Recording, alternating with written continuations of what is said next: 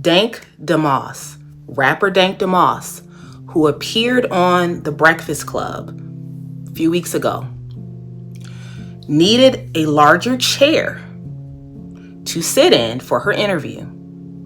And everybody fixated on the fact that she needed a larger chair. And very few people fixated on something she said that was extremely problematic, extremely concerning. And I want to talk about that today. It's the only seat y'all got? What you want? What you need? There's one more. A bigger chair or something. Cause she already little. We had That's what I'm talking about. Good, this is accommodation. I have a big person mindset. I'm skinny in my head. I'm skinny, like I said. on the stage. I'm the gym. I feel like I'm already skinny. Dank Deos said 5 words that exposed perhaps a level of dysmorphia and or delusion that I think is not exclusive to her, but also something that a lot of Black women share. Dank Deos, morbidly obese rapper who could not fit into a Lyft, or even if she could, the Lyft driver was concerned about his vehicle if she were to get in his vehicle. Dank Deos said during this interview, I feel like I'm skinny. I feel like I am skinny. This is what Dank Deos says. Nobody probed her and asked her, why are you saying that? You are over 600 pounds. I think now she's down to 500 and something. But at one point she was over 600 pounds. No one really addressed why she's saying that she thinks she's skinny.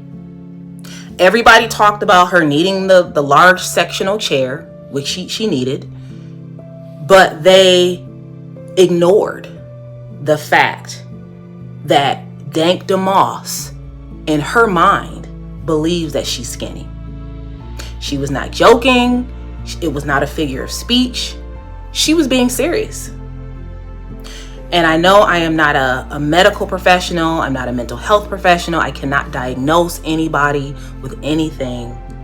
But I think it's a fair assessment to say that there must be some dysmorphia, some body dysmorphia going on and or delusion happening to Dank Deos and women who think like her.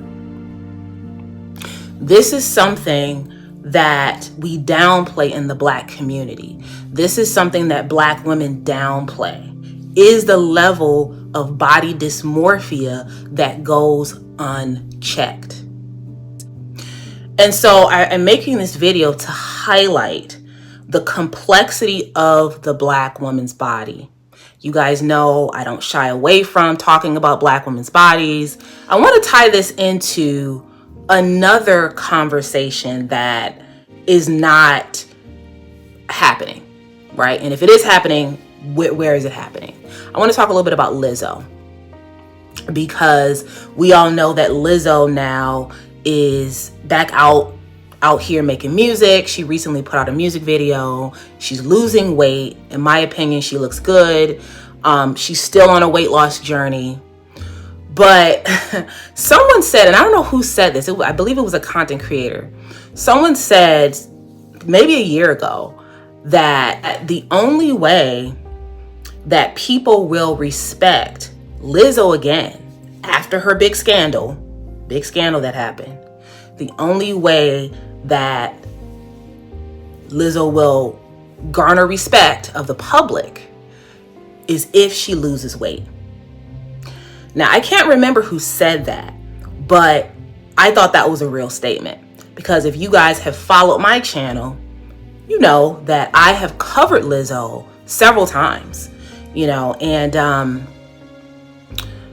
I I have also called out the body positivity movement as being fake, because it excludes so many people. It excludes skinny people. It excludes men. Really the only people that can essentially be like body positive are overweight and obese women. And that's not, what kind of movement is that, right? I do believe that individually you can be body positive and just have a positive outlook on your body, but having a positive outlook on your body is separate from the movement. And also it should include, in my opinion, having a positive outlook on your body should be very much connected to health, and that also being to some degree connected to weight. Now, my issue here, I'm happy for Lizzo. I'm glad she's losing weight. I believe Lizzo was over 300 pounds at one point. So I think it's fair to say that she should lose weight if you're, over 300 pounds. My question is, why is Lizzo losing weight? Now you can say, well, Naka, who cares? The important thing is that she's losing weight. So why are you harping on or bringing up why? Why are you asking the question as to why? Well, I think the why matters. And the reason why is because for probably a decade, Lizzo preached the fact that she was very comfortable in her skin. She didn't need to lose weight to feel good about herself. She sort of championed the big girls. She was like the spokesperson, the poster board for big women. And now she almost is building a whole new audience. I mean, she lost a lot of followers after her scandal that happened not long ago. And I think what her weight loss exposes is the fact that, it could be true that she wants to get healthier, that she wants to slim down, that she wants to feel better in her body. And people evolve, people change, they change their minds, they change their opinions. I get that.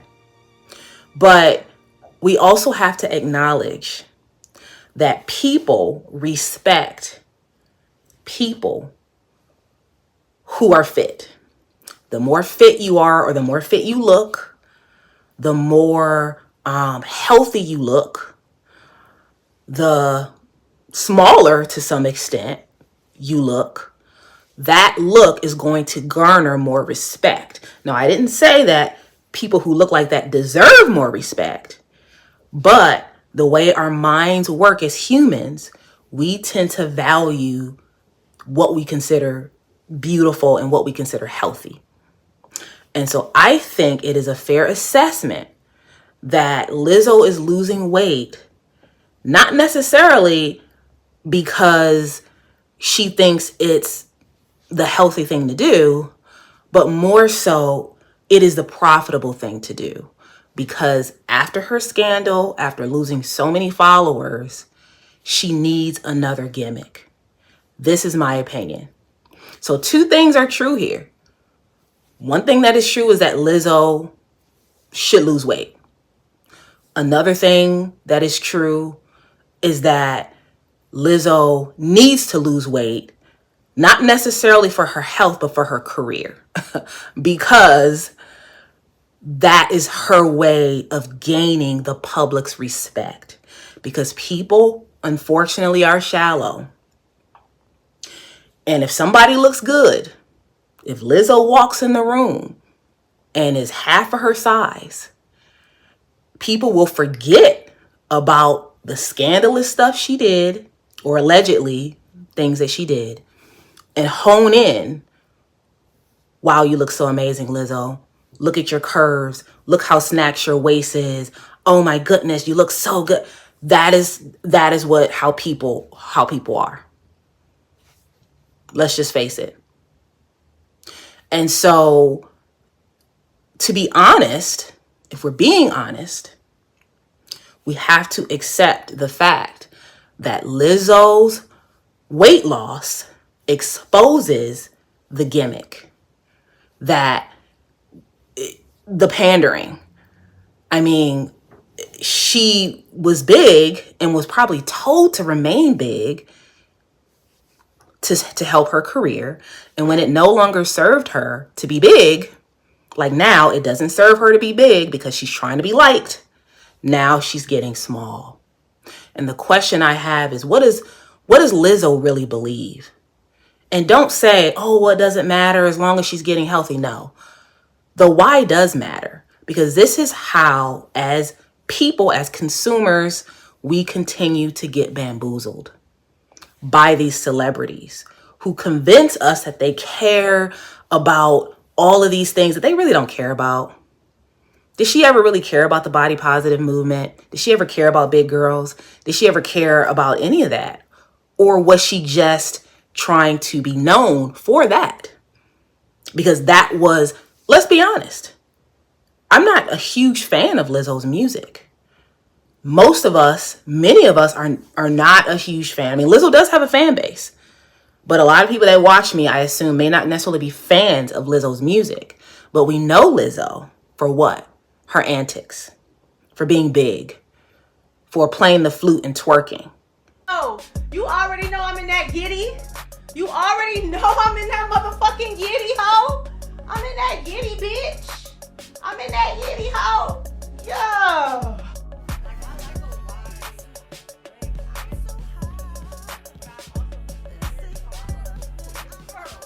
That's why we know Lizzo. So let's separate the health from the gimmick. Yes, Lizzo needs to get healthy, and part of that is, in many cases, yes, it's going to include losing some weight. But also, Lizzo wants to be relevant. She doesn't want to be infamous anymore. And that is why she is losing the weight. That's what I believe. Doesn't make her a bad person, but, and I haven't heard a lot of people talking about this, so I wanted to say it here. You know, let me know what you think. Let me know what you think. You know, we everybody has different opinions about this, but I think it's important for us to say the way we hold people who lose weight in high esteem. Let's go back to Jennifer Hudson and the conversations about Jennifer Hudson prior to her losing weight, the criticism that she got, and then seeing her slim down. It was like, you know, people revered her like she was some kind of goddess. Oprah, you know, the biggest criticism about Oprah was the fact that she was larger and a larger body, and had all the money to get a private chef, a nutritionist, a personal trainer, and people couldn't understand, why are you still big? Because you have the money and you have the access to all these different services, and yet none of that is helping. And that caused Oprah's shame. I don't believe Oprah was really I don't think the shame with Oprah had to do with just her being big. I think it was her being big or bigger and also being wealthy, and her wealth couldn't help her. Her wealth could not help her to lose weight. I think that was the shame, right? Because there's a lot of people, let's just say Black women, who struggle with weight, but I think it adds an extra layer of shame when you have the money to get all the different, you know, the private chef, the personal trainer, the nutritionist, and none of that works. I think that adds another layer of shame. And I can probably say what was interesting about Lizzo is that Lizzo also had, you know, not as much money as Oprah, but access and resources. And for years, Lizzo said she was comfortable being big. She said she wanted to be big. So what changed? I think what changed is, again, the scandal, going back to Lizzo, the scandal. And now the only saving grace that Lizzo has to be respected by us, the consumers, the audience, is for her to appear beautiful in our eyes. And that exposes not only how superficial many of us are as people, but it also exposes the ways in which celebrities manipulate us. All they have to do is look good. All they have to do is look fit. All they have to do is, get the veneers and wear the lace front wigs and get the surgeries, and we're going to respect them. Despite whatever they did and how horrendous it was. And again, as far as Lizzo, she said she didn't do any of that stuff that she was accused of doing. So that is alleged, but let me know what you guys think about this. So like, share, and subscribe. Click the links in the description box and get to know Curated Legacy Media, LLC. Become a channel member. Join the Black and Invisible membership. Also, purchase from my Black-owned store. So I probably didn't say that. I probably don't say this enough, but I am very selective about the products in my Black-owned store. These are all products that I have personally used. If I have not used a product, it will not end up in my store.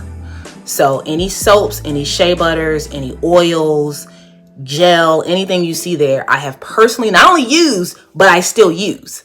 So a lot of those soaps I've been using for 10 years, the shea butter using for more than 10 years, the mango butter, all that stuff.